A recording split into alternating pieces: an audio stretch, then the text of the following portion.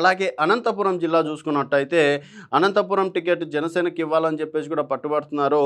అలాగే గుంతకల్, ధర్మవరం లేదా పుట్టపర్తి ఈ 3 నియోజకవర్గాల్లో ఏదో ఒక అంటే దాదాపుగా ధర్మవరం లేదా పుట్టపర్తి, అలాగే గుంతకల్, అనంతపురం. ధర్మవరం అయితే ఇచ్చే అవకాశం ఉండదనుకుంటా. ఎందుకంటే అక్కడ శ్రీరామ్ ఉండు కాబట్టి, పరిటాల శ్రీరామ్ ఉండు కాబట్టి మేబీ ధర్మవరం నుంచే పోటీ చేసే అవకాశం ఉంటది.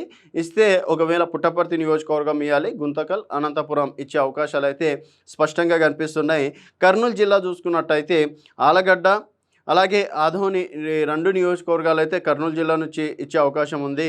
కడప జిల్లా నుంచి చూసుకున్నట్టయితే కడప, అలాగే రాజంపేట ఈ 2 నియోజకవర్గాలైతే అవకాశం ఉంది.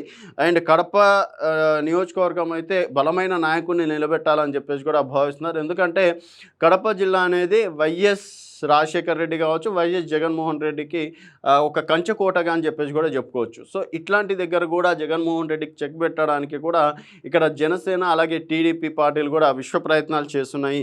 అలాగే చిత్తూరు జిల్లా చూసుకున్నట్టయితే తిరుపతి, అలాగే చిత్తూరు, మదనపల్లి. సో తిరుపతి నుంచి మరోసారి పవన్ కళ్యాణ్ అక్కడ బరిలో ఉండే అవకాశం ఉంటుంది అని చెప్పేసి కూడా వార్తలు వస్తున్నాయి. చిరంజీవి గారికి కలిసి వచ్చినటువంటి తిరుపతి నియోజకవర్గం మళ్ళీ జనసేన అధినేత అయినటువంటి పవన్ కళ్యాణ్కి కలిసి వస్తుందా అనేది కూడా చూస్తున్నారు. సో మొత్తానికి చిత్తూరు జిల్లాలో 3 నియోజకవర్గాల్లో ఒకటి తిరుపతి, చిత్తూరు, మదనపల్లి నుంచి అయితే జనసేన పార్టీ విశ్వ ప్రయత్నాలు చేస్తుంది.